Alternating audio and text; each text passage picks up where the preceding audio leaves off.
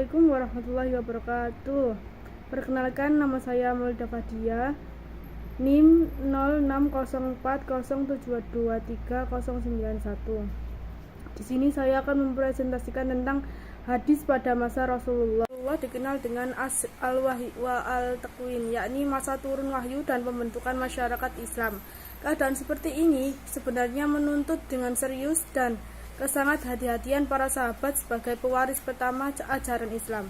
Wahyu yang diturunkan Allah dijelaskan pada Nabi melalui perkataan, perbuatan, dan takrirnya, sehingga apa yang didengarkan dan disaksikan oleh para sahabat itu adalah pedoman bagi amalia dan ubudiyah mereka.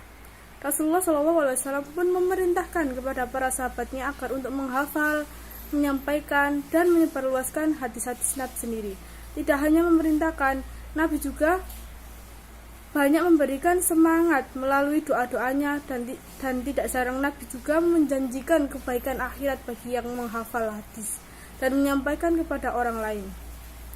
Hal tersebut kemudian membuat semangat motivasi untuk para sahabat meningkat dalam menghafal hadis tersebut. Di samping para sahabat adalah orang Arab tulen yang mayoritas tidak bisa baca tulis. Namun demikian, mereka ada yang mempunyai kemampuan hafalan yang kuat, karena menghafal merupakan suatu budaya yang sangat kuat di bangsa Arab yang telah diwariskannya. Para sahabat pun sebenarnya dapat secara langsung memperoleh suatu hadis yang dari Rasulullah SAW sebagai sumber hadis. Tempat yang dijadikan Nabi dalam menyampaikan sebuah hadis sangat fleksibel. Terkadang hadis yang disampaikan ketika Nabi bertemu dengan sahabatnya di masjid, pasar, ketika dalam perjalanan, dan terkadang pula juga di rumah Nabi sendiri. Selain itu, bahkan ada beberapa cara Rasulullah SAW dalam menyampaikan hadis kepada para sahabatnya, yakni pertama melalui majelis ilmu, yakni tempat pengajian yang diadakan oleh Nabi untuk membina para jamaahnya. Kedua, dalam banyak kesempatan Rasulullah SAW juga telah menyampaikannya hadisnya melalui para sahabat, tertentu yang memang kemudian disampaikan kembali kepada orang lain. Jika hadis yang disampaikan sangat berkaitan dengan persoalan keluarga dan kebutuhan biologis, maka hadisnya itu disampaikan melalui istri-istri Nabi sendiri. Ketiga, melalui ceramah, pidato atau siraman rohani di tempat yang terbuka, misalnya ketika Haji Wada dan Fath al-Makkah ketika Nabi menunaikan haji pada tahun 10 Hijriah. Nabi menyampaikannya dalam khutbahnya tersebut yang sangat bersejarah di depan ratusan ribu kaum muslimin yang sedang melaksanakan ibadah haji. Hajinya itu yang berkaitan dengan bidang muamalah, ubudiyah, siasah, jinayah, dan HAM yang meliputi kemanusiaan, bersamaan, keadilan sosial, keadilan ekonomi, dan masih banyak lagi. Selain itu pun adanya larangan dari Nabi untuk menumpahkan darahnya. Larangan Allah dikenal dengan al-wahyi wa al-takwin, yakni masa turun wahyu dan pembentukan masyarakat Islam. Keadaan seperti ini sebenarnya menuntut dengan serius dan kesangat hati-hatian para sahabat sebagai pewaris pertama ajaran Islam.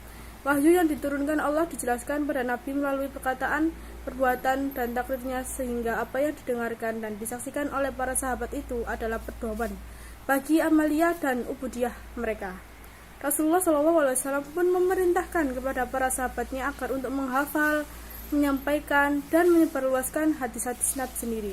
Tidak hanya memerintahkan, Nabi juga banyak memberikan semangat melalui doa-doanya, dan tidak jarang Nabi juga menjanjikan kebaikan akhirat bagi yang menghafal hadis dan menyampaikan kepada orang lain.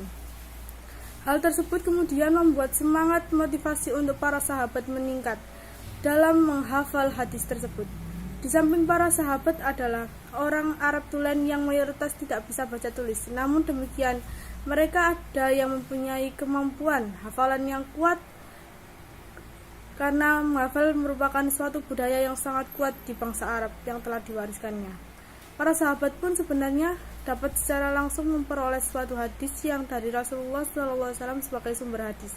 Tempat yang dijadikan Nabi dalam menyampaikan sebuah hadis sangat fleksibel. Terkadang hadis yang disampaikan ketika Nabi bertemu dengan sahabatnya di masjid, pasar, ketika dalam perjalanan, dan terkadang pula juga di rumah Nabi sendiri.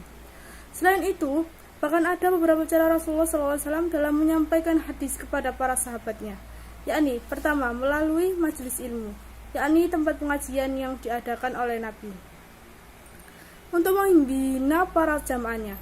Kedua, dalam banyak kesempatan Rasulullah SAW juga telah menyampaikannya hadisnya melalui para sahabat, tertentu yang memang kemudian disampaikan kembali kepada orang lain. Jika hadis yang disampaikan sangat berkaitan dengan persoalan keluarga dan kebutuhan biologis, maka hadisnya itu disampaikan melalui istri-istri Nabi sendiri. Ketiga, melalui ceramah, pidato atau siraman rohani di tempat yang terbuka, misalnya ketika Haji Wada dan Al-Makkah ketika Nabi menunaikan haji pada tahun 10 Hijriah. Nabi menyampaikannya dalam khutbahnya tersebut yang sangat bersejarah di depan ratusan ribu kaum muslimin yang sedang melaksanakan ibadah haji. Isinya itu yang berkaitan dengan bidang muamalah, ubudiyah, siyasah, jinayah, dan HAM yang meliputi kemanusiaan, bersamaan, keadilan sosial, keadilan ekonomi, dan masih banyak lagi. Selain itu pun adanya larangan dari Nabi untuk menumpahkan menumpahkan darah, larangan riba, menganiaya, dan juga perintah untuk menegakkan tali persaudaraan dengan sesama manusia, serta untuk selalu berpegang teguh kepada Al-Quran dan hadis. Para sahabat pun merespon dengan baik dan menerima ataupun menguasai hadis yang tidak selalu sama. Hal ini disebutkan karena beberapa hal, yakni adanya perbedaan antara mereka dalam soal kesempatan bersama Rasulullah SAW, dan juga soal bagaimana kesanggupan bertanya kepada para sahabat lainnya, serta berbedanya waktu Islam dan jarak tempat tinggal dari Masjid Rasulullah. Ada beberapa sahabat yang memang sudah tercatat paling banyak menerima hadis dari Rasulullah, misalnya sahabat yang tergolongkan dalam kelompok As-Sabiqun Al-Awwalun. Abu Bakar bin Khattab, Umar bin Khattab dalam kelompok As-Sabiqun Al-Awwalun, yaitu Abu Bakar, Umar bin Khattab, Utsman bin Affan, Ali bin Abi Thalib, dan Abu bin Mas'ud. Ummahat al-Mukminin, Siti Aisyah dan Ummu Salamah. Sahabat yang meskipun tidak lama bersama Nabi akan tetapi banyak bertanya kepada sahabat lainnya secara dengan sungguh-sungguh, seperti Abu Hurairah dan Abdullah bin Umar, Anas bin Malik, dan Abdullah bin Abbas. Mereka adalah sahabat yang secara langsung bersungguh-sungguh mengikuti majelis Nabi, banyak bertanya kepada sahabat lainnya meskipun dari sudut usia tergolong jauh dari masa hidup Nabi. Hadis yang disampaikan oleh Nabi kepada para sahabat itu sebenarnya melalui dengan beberapa cara. Menurut Nabi Muhammad Mustafa Al-Zami sebenarnya ada 3 cara, yakni pertama, Rasul itu menyampaikan hadis dengan kata-kata. Rasul pun banyak mengadakan pengajaran-pengajaran kepada para sahabatnya, dan bahkan dalam rangka untuk mempermudah pemahaman dan daya ingat para sahabat, Nabi mengulangi sebuah perkataannya sampai 3 kali. Kedua, dengan menyampaikan hadis tersebut melalui media tulis, atau Nabi mendiktekan kepada sahabat yang memang sangat pandai menulis. Ketiga, menyampaikan hadis dengan sebuah praktek secara langsung di depan para sahabat lainnya, misalnya ketika beliau mengajarkan cara berwudu, sholat, puasa, menunaikan ibadah haji, dan lain sebagainya. Sebenarnya pada masa Nabi bahwa hadis tidak ditulis secara resmi, sebagaimana Al-Quran, hal ini dikarenakan memang adanya larangan dari Nabinya langsung. Larangan menulis hadis dari Rasul sendiri itu sebagaimana diriwayatkan oleh Abu Sa'id Al-Khudri, bahwasanya Rasulullah SAW bersabda, Atak karena kamu menulis sesuatu yang berasal daripadaku kecuali Al-Quran, dan barang siapa telah menulis daripadaku selain Al-Quran, maka hendaklah ia menghapusnya.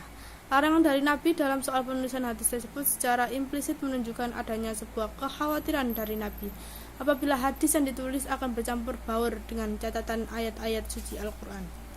Meskipun memang demikian, ada pula riwayat-riwayat yang menyatakan bahwa pada masa Rasulullah ada sebagian sahabat yang memiliki lembaran yang berisi tentang catatan hadis. Misalnya Abdullah bin Amr bin As dengan lembaran yang diberi nama As-Sifah As-Sadikah, dinamakan dengan demikian karena dia menulis secara langsung dari Rasulullah sendiri, sehingga periwayatnya tersebut dipercaya kebenarannya. Begitupun dengan Ali bin Abi Thalib dan Anas bin Malik, sama-sama memiliki catatan hadis, dan ini memang bukan melanggar, akan tetapi ada riwayat lain yang memperbolehkan dan mengizinkan para sahabat menulis hadis. Pada masa Rasulullah sedikit yang bisa menulis, sehingga yang menjadi andalan paling ampuh mereka adalah dengan digunakan hafalan. Menurut An-Nasir, Allah telah memberikan sesuatu keistimewaan kepada para sahabat dengan menggunakan kekuatan daya ingat dan kemampuan menghafalannya. Mereka dapat meriwayatkan Al-Quran, hadis, dan syair dengan baik, seakan mereka juga membaca dari sebuah buku. Hadis pada masa itu memang umumnya hanya diingat dan dihafal oleh para sahabat dan tidak ditulis seperti Al-Quran ketika disampaikan oleh Nabi, karena situasi dan kondisi yang tidak sangat memungkinkan adanya larangan yang berakibat hadis yang tidak ditulis, dan seandainya Nabi tidak pernah melarang pun tidak mungkin hadis dapat ditulis, karena menurut M. Suyudi Ismail hal ini disebabkan oleh beberapa alasan, yaitu 1. Karena hadis yang disampaikan tidaklah selalu di hadapan sahabat yang pandai menulis. Perhatian Nabi dan sahabat lebih banyak kepada Al-Quran. Nabi mempunyai sekretaris, akan tetapi mereka hanya diberi tugas menulis wahyu yang turun dan surat-surat Nabi saja. Hadis yang melarang untuk penulisan pun menurut Abu Sa'id Al-Khudri berkata, kita telah berusaha meminta izin menulis hadis pada Nabi, tapi Nabi menolaknya. Dalam riwayat lain beliau berkata, kita telah minta izin pada Nabi tentang penulisan hadis dan Nabi tidak memberikan izin kepada kita. Menurut yang diriwayatkan oleh Abu Hurairah, beliau berkata, kita telah keluar bersama Rasulullah dan kita menulis hadis-hadisnya. Rasulullah bertanya, apa yang telah kalian tulis? Kita menjawab, hadis-hadis yang telah kami dengar darimu ya Rasulullah. Rasulullah bertanya kepada kitab selain kitab Allah, tidakkah kalian tahu umat sebelum kalian telah sesat kecuali karena telah menulis kitab-kitab bersama kitab Allah. Memang di sisi lain ada pula hadis yang memang diperbolehkan mencatat hadis yang menjadi argumen bagi pembolehan menulis. Di antaranya hadis yang diriwayatkan oleh Abdullah bin Amr bin As, aku telah mencatat segala sesuatu yang aku dengar dari Rasulullah. Karena hendak menghafalnya, mengetahui hal itu kaum Quraisy melarangku seraya berkata, apakah kalian menulis sesuatu dari Rasulullah, sementara Rasulullah manusia biasa yang bertutur baik saat marah dan ridho kepada Rasulullah manusia biasa yang bertutur baik saat marah dan ridho. Kemudian aku menghentikan aktivitas penulisan tersebut dan menyampaikan hal tersebut kepada Rasulullah. Maka Rasulullah mengangguk dan mengarahkan jarinya pada mulut dan berkata, tulislah, demi zat yang jiwaku dalam kekuasaan tidak akan sesuatu yang keluar dari mulutku kecuali merupakan kebenaran. Hadis riwayat Anas bin Malik. Dia berkata, Rasulullah pernah bersabda, ikatlah ilmu dengan tulisan. Hadis riwayat Nafi bin Khudaj. Ya Rasulullah, kita mendengar sesuatu darimu, bolehkah kita menulisnya Rasulullah? Rasulullah menjawab, tulislah, takkan ada masalah. Hadis pada sekian dari kami, mohon maaf ada kurangnya. Assalamualaikum warahmatullahi wabarakatuh.